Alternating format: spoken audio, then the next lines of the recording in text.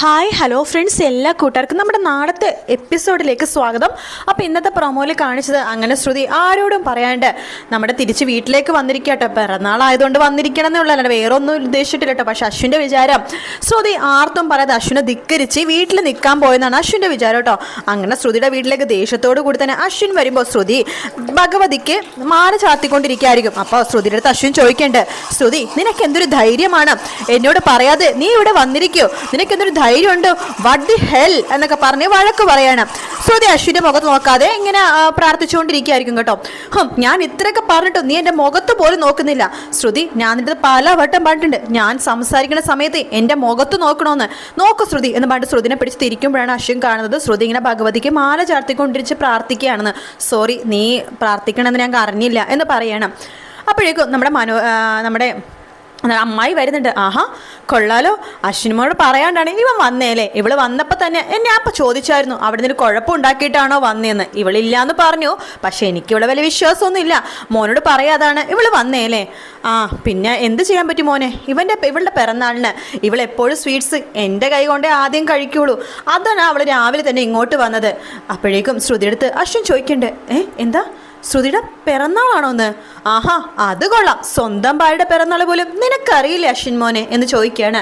ശേഷം അമ്മായി അവിടെ നിന്ന് പോകുന്നുണ്ട്. അമ്മായി പോയി കഴിയുമ്പോഴേക്കും അശ്വിൻ ചോദിക്കുന്നുണ്ട്, ശ്രുതി ഇന്ന് നിന്റെ പിറന്നാളാണോ, എന്നിട്ട് നീ എന്താ എന്നോട് ഈ കാര്യം പറയാതിരുന്നത്? പറ ശ്രുതി, എന്താ നീ ഈ കാര്യം എന്നോട് പറയാത്തതെന്ന് എന്ന് ചോദിക്കുമ്പോഴേക്കും അത് കേട്ട് അമ്മായി അങ്ങോട്ടേക്ക് വരുന്നുണ്ട്. കൊള്ളാം പിറന്നാളായിട്ട് ഭാര്യയ്ക്ക് വിഷ് ചെയ്യണതിന് പകരം നീ അവളെ വഴക്ക് പറയാണോ? കൊള്ളാം, ഇത് പിറന്നാളാണെന്നൊക്കെ ഇവള് നിന്നോട് പറഞ്ഞിട്ട് വേണോ? നീയല്ലേ ഇതൊക്കെ അറിയാനായിട്ട്? എന്തായാലും ഭാര്യയുടെ പിറന്നാൾ മറന്നത് ഭയങ്കര മോശമായി പോയിട്ടോ. നിന്റെ ഭാര്യയ്ക്ക് അതിന് നല്ല പിണക്കമുണ്ട്, വെറുതെ അല്ലേ അവൾ രാവിലെ തന്നെ ഇങ്ങോട്ടേക്ക് വന്നത്. ഒരു കാര്യം ചെയ്, ബർത്ത്ഡേ വിഷ് പറ എന്ന് പറയാണ്. അത് പിന്നെ അമ്മായി ബർത്ത്ഡേ വിഷ് പറയാം, നീ എന്തായാലും ബർത്ത്ഡേ വിഷ് എന്ന് പറഞ്ഞു കാണില്ലായിരിക്കുമല്ലോ, ബർത്ത്ഡേ വിഷ് പറ എന്ന് പറയാണ്. അത് കൊള്ളാം, അതുപോലും പറയാൻ നിനക്ക് പറ്റുന്നില്ലേ? ശരി, നിങ്ങൾ എന്താ വെച്ചാൽ സംസാരിക്കുക എന്ന് പറഞ്ഞിട്ട് അമ്മായി അവിടെ നിന്ന് പോവുകയാണ്. ശേഷം അശ്വിൻ, ശ്രുതി സോറി, പിന്നെ എന്ന് പറഞ്ഞുകൊണ്ടിരിക്കുകയാണ്. ശ്രുതിക്ക് ചിരിയും വരുന്നുണ്ട്. ഒരു ബർത്ത്ഡേ വിഷ് പോലും പറയാൻ പറ്റുന്നില്ലല്ലോ എന്ന് ആലോചിച്ചിട്ട് ചിരിയും വരുന്നുണ്ട്, സങ്കടവും വരുന്നുണ്ട്.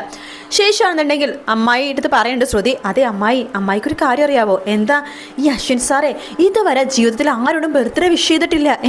നീ എന്താ പറഞ്ഞത്? എൻ്റെ ഭഗവാനെ, ഇങ്ങനത്തെ ഒരു മനുഷ്യനെ ആദ്യമായിട്ടാണ് കാണുന്നത്. അതേന്നേ, ഇതുവരെ ആരോടും ബർത്ത്ഡേ വിഷ് ചെയ്തിട്ടില്ലെന്നേ.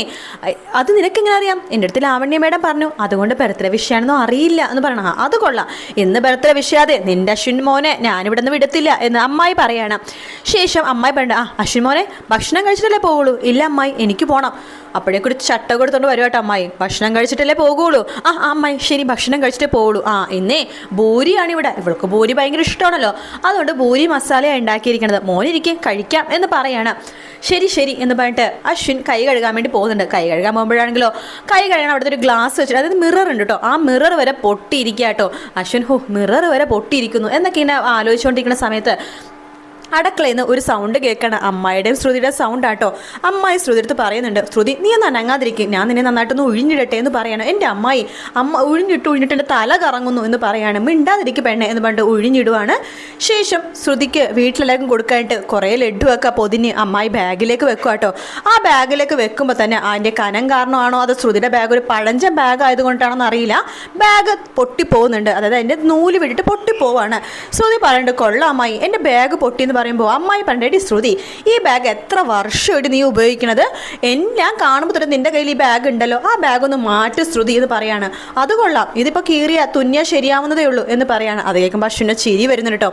കൊള്ളാം, ശ്രുതിക്ക് നല്ലൊരു ബർത്ത്ഡേ ഗിഫ്റ്റ് തന്നെ ബാഗ്, ഇപ്പം തന്നെ ബാഗ് മേടിച്ചു കൊടുക്കണം എന്ന് പറഞ്ഞിട്ട് അശ്വിൻ അപ്പം തന്നെ കമ്പനിയിൽ ഒരാളെ വിളിക്കാട്ടോ. ഹലോ, എത്രയും പെട്ടെന്ന് കടയിൽ പോയിട്ട് ബാഗ് മേടിക്കണം എന്ന് പറയാണ്. അപ്പോൾ ആ പുള്ളി ശരി സാർ എന്ന് പറഞ്ഞിട്ട് ബാഗ് മേടിക്കാനൊക്കെ പോകുന്നുണ്ട്. 2 ലക്ഷം രൂപയുടെ ബാഗാണ് ശ്രുതിക്ക് മേടിച്ചെടുക്കുന്നത്. അതേസമയം നമ്മുടെ അമ്മായി പറഞ്ഞു, അശ്വിമോനെ ഇതേ ഫുഡായിട്ടുണ്ട്, വാ കഴിക്കാം എന്ന് പറയാണ്. അമ്മായി വാ കഴിക്കാം എന്ന് പറഞ്ഞ് വിളിക്കുന്നുണ്ട്. അങ്ങനെ അമ്മായി അശ്വിന ഒരു 4-5 ഭൂരി വെച്ച് കൊടുക്കുകയാണ്. അശ്വിൻ ശരിക്കും പറഞ്ഞാൽ ഒരു 3 ഭൂരിയൊക്കെ കഴിക്കുകയുള്ളൂ കേട്ടോ. അപ്പം 5 ഭൂരി വെച്ച് കൊടുക്കുന്നുണ്ട്. അമ്മായി അടുത്ത് വേണ്ടാന്ന് പറയാൻ പറ്റില്ലല്ലോ, അതുകൊണ്ട് അശ്വിൻ ആ ഭൂരി ഫുള്ളും കഴിക്കുകയാണ്. ശേഷം ശ്രുതിയുടെയും അശ്വിനെ തല ഇങ്ങനെ മുട്ടുന്ന സമയത്ത് അശ്വിൻ ശ്രുതി എടുത്ത് വീണ്ടും ഹാപ്പി ബർത്ത്ഡേ പറയാൻ വേണ്ടി ഒരുങ്ങും കേട്ടോ. പക്ഷെ അപ്പോഴും അശ്വിനെ പറ്റില്ല. അമ്മായി ചോദിക്കണ്ടേ, എന്താ രണ്ടുപേരും കൂടി സംസാരിക്കുന്നത് എന്ന് ചോദിക്കുമ്പോൾ ശ്രുതി പറയുന്നുണ്ട്, അതെ അമ്മായിയുടെ പൂരി നല്ല ടേസ്റ്റ് ഉണ്ടെന്ന്. ഇദ്ദേഹത്തിന് 2-3 കൂടി വേണമെന്നാ പറഞ്ഞ. ആഹാ അതാണോ ഇന്ന 2-3 കൂടി കഴിച്ചോ എന്ന് പറയാണ്. അമ്മായിടത്ത് നോ പറയാനും അശ്വിന് പറ്റില്ലല്ലോ. കാരണം ഒരു ഫുഡ് വരുമ്പോൾ ഇത് വേണ്ട എന്ന് പറയാൻ പോലും അശ്വിൻ പഠിച്ചിട്ടില്ല. അതുകൊണ്ട് ആ ഭൂരി ഫുള്ളും അശ്വിൻ കഴിക്കട്ടെ. ശരിക്കും പറഞ്ഞാൽ അശ്വിന് ഒട്ടും പറ്റുന്നില്ല. എന്നിട്ട് അത് കുത്തിക്കയറ്റി കഴിക്കണം. അത് കാണുമ്പോഴാണ് ശ്രുതിക്ക് ചിരി വരുന്നത്. ആ പ്രൊമോയിൽ കാണിച്ചില്ലേ ശ്രുതി ചിരിക്കുന്ന പോലെ. അത് ഈ അശ്വിനി ഭൂരി ഇങ്ങനെ കഴിക്കണ അത് കാണുമ്പോഴാണ് ചിരി വരുന്നത്.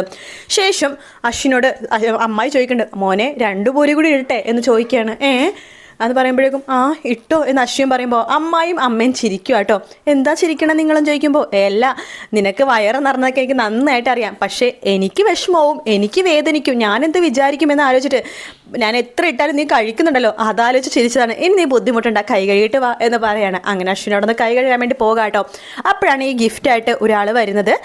അശ്വിൻ ആ ഗിഫ്റ്റ് മേടിച്ചിട്ട് ഇങ്ങനെ തിരിയുമ്പോഴേക്കും അമ്മായും ശ്രുതിയും അവിടെ ഉണ്ട് കേട്ടോ. ദേ അശ്വമോ ഗിഫ്റ്റ് മേടിച്ചല്ലോ എന്ന് അമ്മായി പറയാണ്. ഇത് എന്ത് ഗിഫ്റ്റാ മോനെ? അത് ശ്രുതി, ഇത് നിനക്കുള്ളതാണ്. നമ്മുടെ ശ്രുതിക്ക് കൊടുക്കുകയാണ്. ശ്രുതി തുറന്ന് നോക്കടി എന്ന് പറയുന്നുണ്ട്.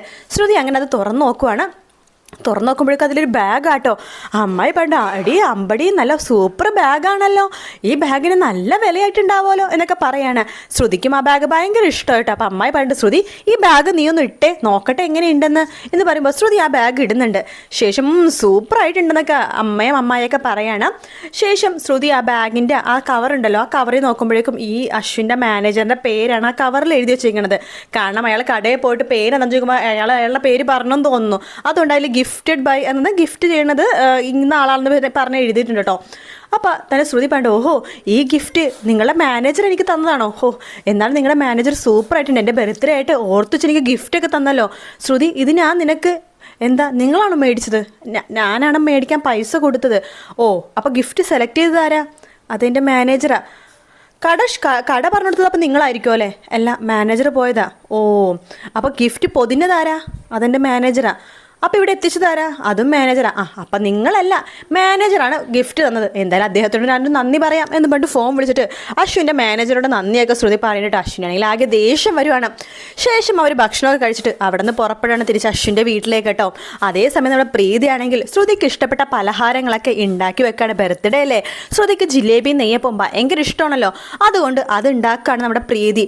പക്ഷേ മനോരമ എന്താ ചെയ്യുന്നത് വെച്ച് കഴിഞ്ഞാൽ അവളുടെ പൊന്നാരനിയത്തിൻ്റെ പിറന്നാളിന് അവള് മധുരം ഉണ്ടാക്കുവാണ് എന്ന് പറഞ്ഞിട്ട് പ്രീതിനെ അവിടെ നിന്ന് മാറ്റിയതിന് ശേഷം ആ പലഹാരത്തിലേക്ക് ഉപ്പോ എന്തോ കലക്കി ആ പലഹാരമൊക്കെ കുളവാക്കുക കേട്ടോ. എന്തായാലും നാളത്തെ എപ്പിസോഡ് നല്ല രസമാട്ടോ. നാളെയും മറ്റന്നാളത്തെ എപ്പിസോഡ് നല്ല എപ്പിസോഡ്സ് ആട്ടോ. ശ്രുതിയുടെ പിറന്നാൾ എപ്പിസോഡ് അത് അധികം എപ്പിസോഡൊന്നും ഇല്ല, 2 എപ്പിസോഡിൽ തന്നെ തീരണ ഒരു ഭാഗമാണ് ശ്രുതിയുടെ പിറന്നാൾ. എന്തായാലും നാളത്തെ എപ്പിസോഡ് ചിരിക്കാൻ കുറേ വകയുണ്ട് കേട്ടോ. വീഡിയോ ഇഷ്ടപ്പെടുകയാണെങ്കിൽ ലൈക്ക് ചെയ്യാനും സബ്സ്ക്രൈബ് ചെയ്യാനും കമൻറ്റ് ചെയ്യാനും മറക്കല്ലേ. മറ്റൊരു വീഡിയോ ആയിട്ട് കാണാം friends. Take care, bye bye.